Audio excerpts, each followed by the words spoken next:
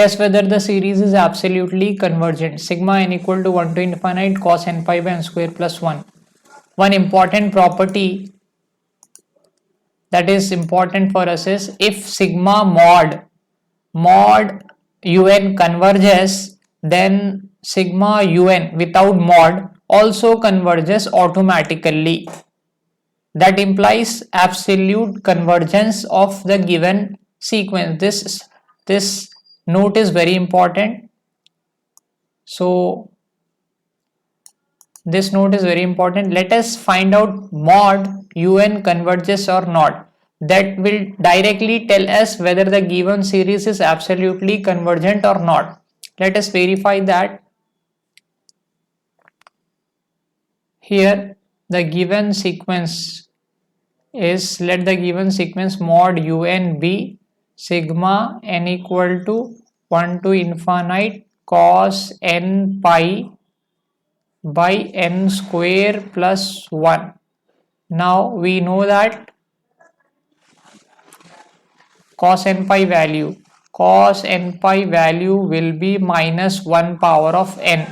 So replace minus 1 by minus 1 power of n by n square plus 1.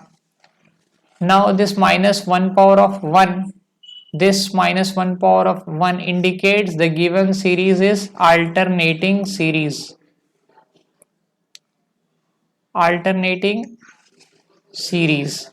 Now one more thing, if I take this 1 by n square plus 1 as some vn, let us take or we can take this as mod un.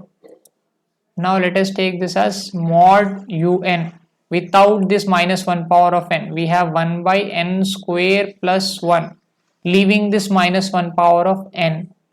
Now let us take n square common here. If I take n square common in denominator, we have 1 plus 1 by n square. This can be written as 1 by n square into 1 by 1 plus 1 by n square, right? Now take this 1 by n square as some vn. So this mod un will become vn into 1 by 1 plus 1 by n square. Now take ratio of this mod un by vn, that will be 1 by 1 plus n square. Now apply limits on both sides. N tends to infinite, n tends to infinite. So this will become 1 by 1 plus 1 by n will be 0. So I'll get 1 here. Now that is finite value, finite non-zero value. Here we have mod un u by vn. So by comparison test, as we know that sigma vn equal to sigma vn value is 1 by n square is a p series. With p value as 2. P as 2 means greater than 1. P is greater than 1 means sigma vn is convergent. So that will imply sigma vn convergence means automatically sigma un is also convergent by comparison test. Comparison test says that both converges or diverges together. So since sigma vn is convergent, mod sigma un also convergent. Now by this note, if mod sigma mod un converges, then sigma un also converges automatically. So by this statement we say that the given series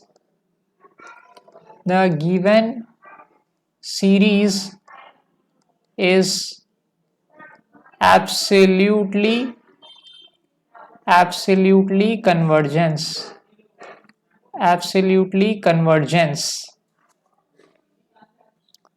Find whether the series sigma minus 1 power of n sine 1 by root n minus 1 is absolutely convergent or conditionally convergent. See here, let us take the given series sigma un is equals to sigma minus 1 power of n sine 1 by root n whole power of by n minus 1. Now let us take mod un nth term without taking this minus 1 power of n, then we have sine 1 by root n upon n minus 1. Now we know that sine mx by x limit n tends to infinite, sine mx by x value is m. So here we have x, then we take x here. Similarly here we have 1 by root n. So we modify this term as, let us take this value as 1 by n minus 1 into sine 1 by root n. Now what I am doing here is, here multiply by 1 by n minus 1 as it is into 1 by root n into sine 1 by root n upon 1 by root n. Here what we are doing, here multiplying by 1 by root n and dividing by 1 by root n. Now this will become 1 by n minus 1 into this root n can be written as n power of 1 by 2 into sine 1 by root n upon 1 by root n. Now take n common here, we have n into 1 minus 1 by n into 1 by n plus n power 1 by 2 into sine 1 by root n by 1 by root n. Now bases are same, power should be added, so this will become n power of 1 plus 1 by 2, 1 plus 1 by 2 into 1 by 1 minus 1 by n into sine 1 by root n upon 1 by root n. See here, let us take this n power 1 by 2 as, take this 1 by n power 1 plus 1 by 2, value is 1 by n power of 3 by 2, let us take this as Vn. Now this mod un will become Vn into 1 by 1 minus 1 by n into sine 1 by root n by root n.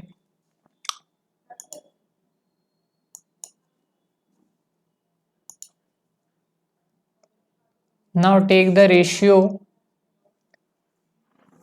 take mod un by Vn is equals to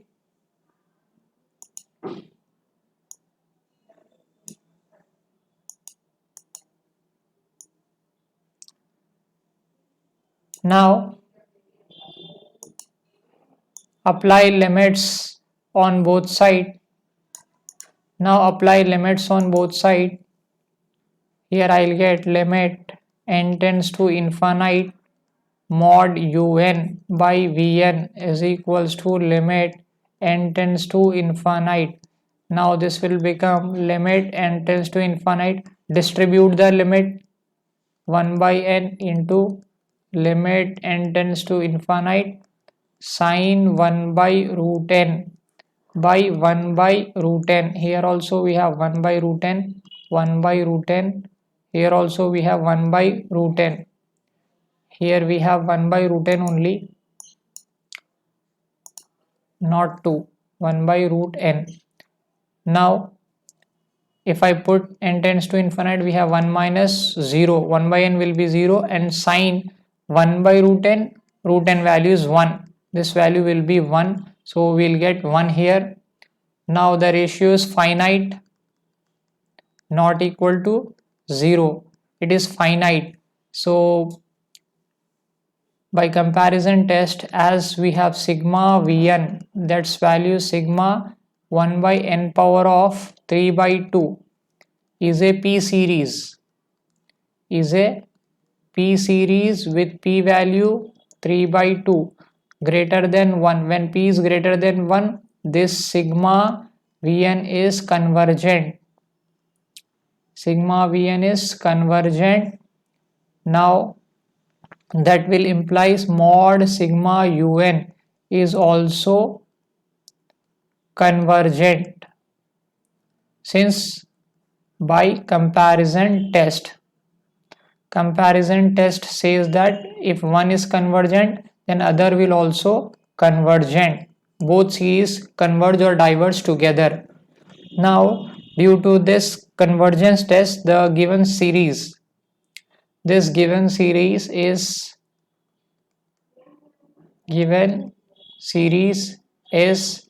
absolutely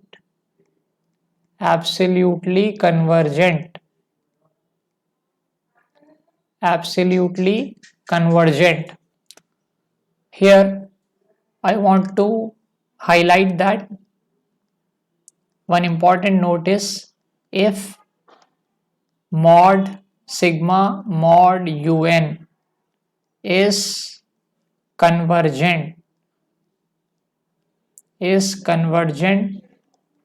that automatically implies that sigma un is convergent. No need to check sigma un is convergent or not. If mod sigma un is convergent, then automatically un is convergent.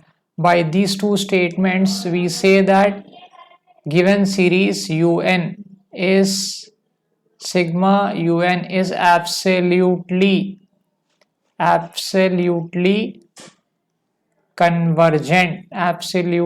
convergent. Find the following series converges absolutely or conditionally. Here we have been given the given series. Now let us see the numerator. Here in numerator we have 1, 3, 5, 7 and so on are in arithmetic progression. Its general term an will be 1 plus n minus 1 into d is 2. So we have 2n minus 2 plus 1. This will become 2n minus 1. So the general series,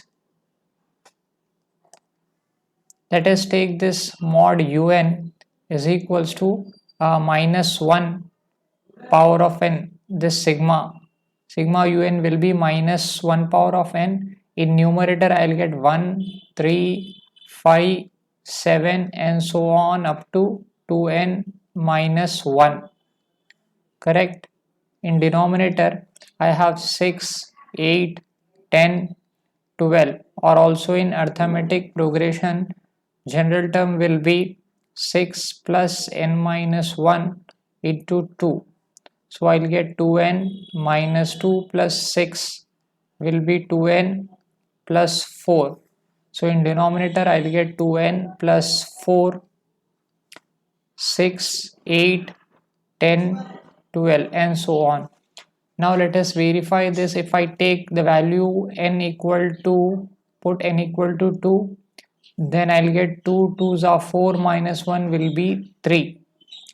In denominator I'll get 2 2s are 4 plus 6. Put n value here, I'll get 2 into 2. 3 by 2 2s are 4 plus 4 will be 8. So I'm getting 3 by 8 this term. Right. So our general term is correct. Now let us start this. We got the sequence, nth term of the sequence. Now let us take mod un value.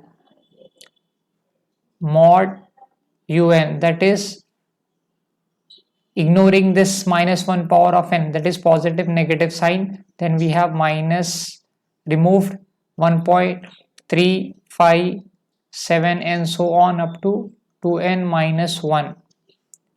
Now in denominator we have 6, 8, 10, 12 and so on up to 2n plus 4. Next let us find out the next term of the sequence un plus 1. That will be same as this one. Next we want one more term, that is common difference is 2. If I add 2 to this number it will become 2n plus 1. Similarly in denominator I'll get 6, 8, 10, 12 and so on up to 2n plus 4. Now add 2, then I'll get 2n plus 6. Now we want the ratio of these two, un by un plus 1. Mod un by un plus 1, that will be mod un into 1 by un plus 1. That will be 1, 3, 5, 7 and so on 2n minus 1 upon 6, 8, 10, 12, 2n plus 4. Now 1 by un plus 1 will be reciprocal of this. So reciprocal will be 6, 8, 10, 12 and so on will be 2n plus 4 into 2n plus 6 upon 1, 3, 5, 7 and so on 2n minus 1 into 2n plus 1. Now similar terms will get cancelled. See here, this term will get cancelled with this up to here. Now this will get cancelled with this term. So we are left with only 2n plus 6 by 2n plus 1. This is the value of mod un by un plus 1. Now take n common, we have 2 plus 6 by n. In denominator also take n common, we have 2 plus 1 by n. Now nn will get cancelled, we have 2 plus 6 by n upon 2 plus 1 by n. Now apply limits on both sides. Apply limits on both sides. I'll get limit n tends to infinite mod un by un plus 1 is equals to limit n tends to infinite 2 plus 6 by n divided by 2 plus 1 by n. This will become 2 plus 0 by 2 plus 0, that will be 1. Now I'm getting the ratio as 1. Now we say that whenever we see the ratio of these two terms is 1, by D'Alembert's ratio the test will fail. This is the condition of test failure. When we treat this as L value is 1 means test fails to judge whether the series is convergent or divergent, right? By test fail, by which test? That is D'Alembert's test, right? Now we go for Rabe's test. Let us see that what we do in Rabe's test. We find out n into un by un plus 1 minus 1, that will be n into the value of un by un plus 1 will be 2n plus 6 by 2n plus 6 by 2n plus 1 minus 1. Now take LCM, 2n plus 1, here I'll get 2n plus 6 minus 2n minus 1, cross multiply here. Now 2n will get cancelled, we have n into 5 by 2n plus 1. Now take n common, take n common from denominator, we have 2 plus 1 by n. This n will get cancelled. We have 5 by 2 plus 1 by n. This is the value of n into mod un by mod un plus 1 minus 1. Now apply limit n tends to infinite n into mod un by mod un plus 1 minus 1 will be limit n tends to infinite 5 by 2 plus 1 by n. This will become 5 by 2 plus 0, that is 5 by 2 greater than 1. 5 by 2 is greater than 1. So the series is convergent. Series is convergent. Which series? un. Mod un is convergent by Rabe's test.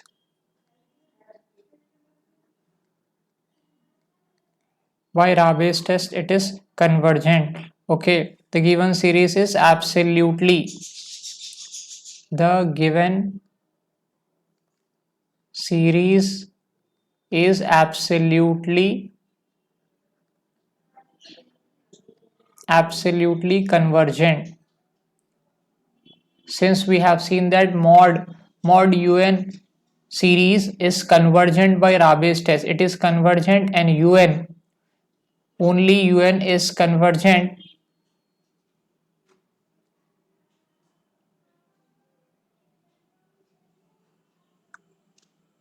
So given series is absolutely convergent, not conditionally convergent. Prove that the following series is conditionally convergent.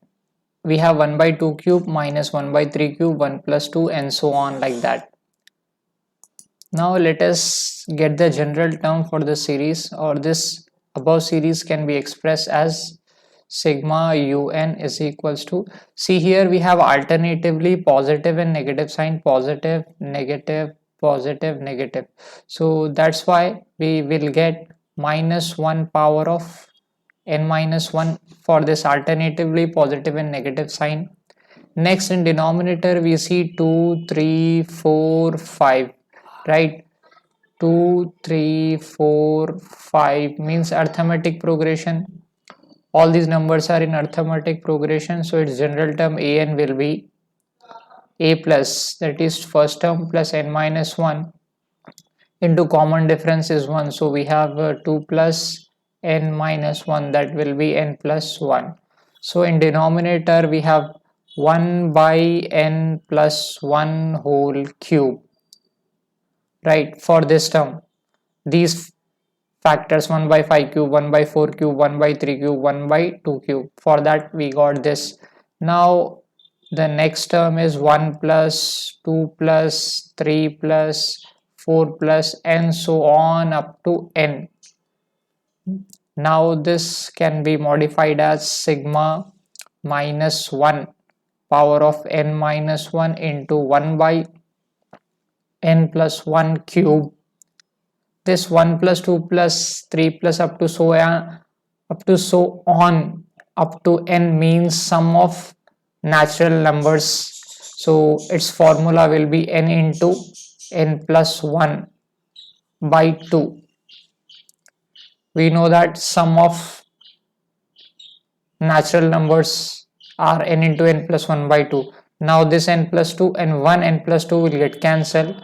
So we are left with minus 1 power of n minus 1 into n by n plus 1 square. Here I'll get 2. Now we got this. Now let us take this term n by 2 into n plus 1 whole square as some vn. Let this number is taken as vn. Vn is equals to n upon 2 into n plus 1 square. Now let us get the next term of the series, vn plus 1. Put n plus 1 everywhere in place of n, so it will become n plus 1 by 2 into n plus 1 plus 1 will become n plus 2 square. Now compare Vn and Vn plus 1. Now starts comparing with denominator. Here we have 2 into n plus 2 square in Vn plus 1. Here we have 2 into n plus 1 square. Now by comparing these two, we say that this left hand side is greater. Now let us take the reciprocal of this. If I take reciprocal, then this will become 2 into n plus 2 square. Here I'll get 1 by 2 into n plus 1 square. Now if I take reciprocal, then greater sign will become less. Now multiply both sides, or we take n plus 1 on both sides. Here I'll take n plus 1 by 2 into n plus 2 square. Here I'll take n by n 2 into 2 into n plus 1 whole square. Even we compare this, here the denominator is more than this denominator. Even though in numerator we have n plus 1, this left hand side value is less. So we see that Vn plus 1 is less than Vn.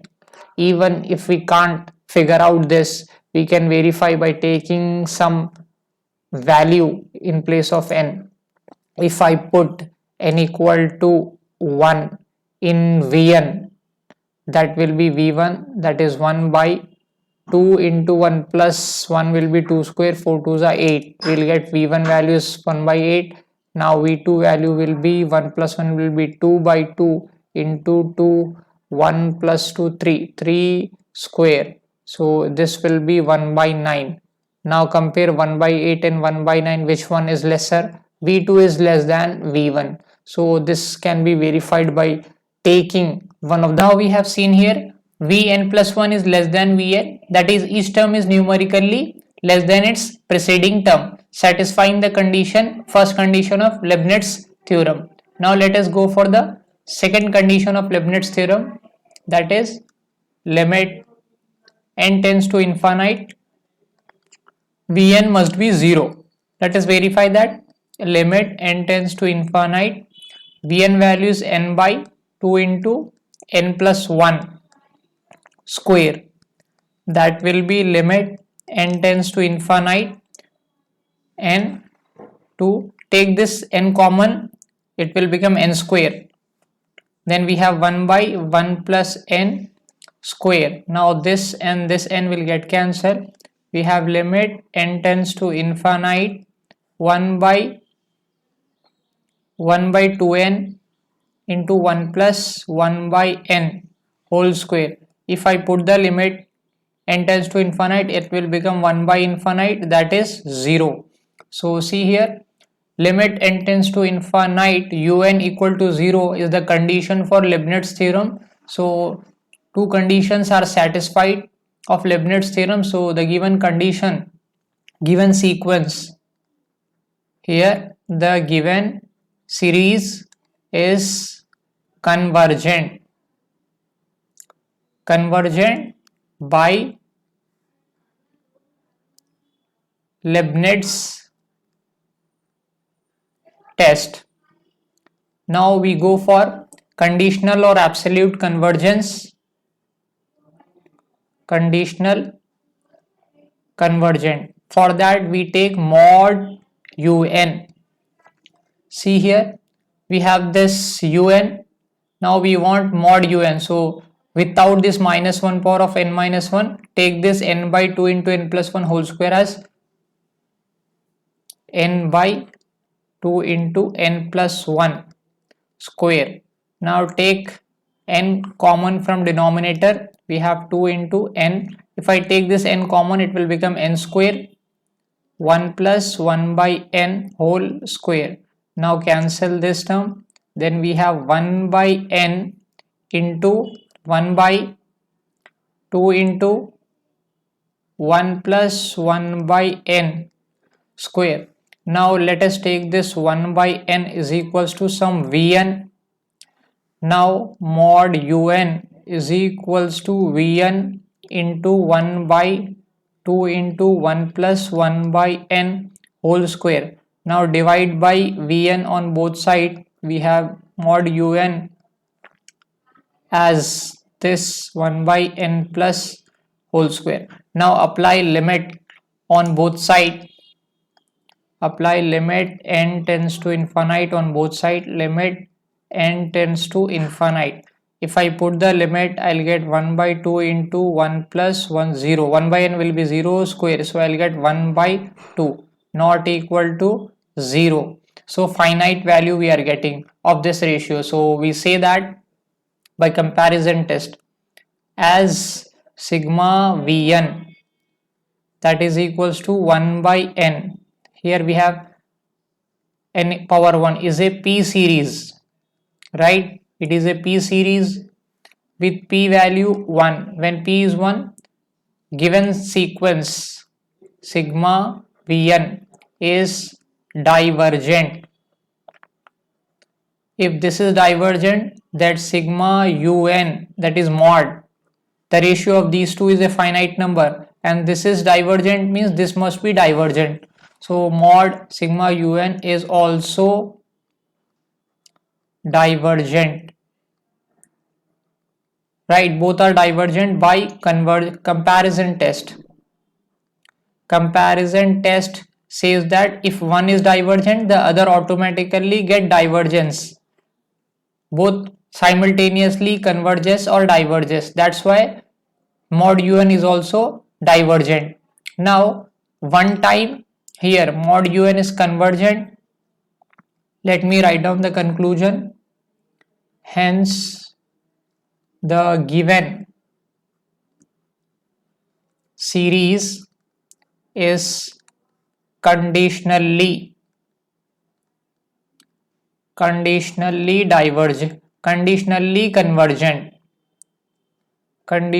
convergent since sigma un is convergent. Sigma un is convergent. However, mod sigma un is divergent. When these two are different, then the given series will be conditionally divergent.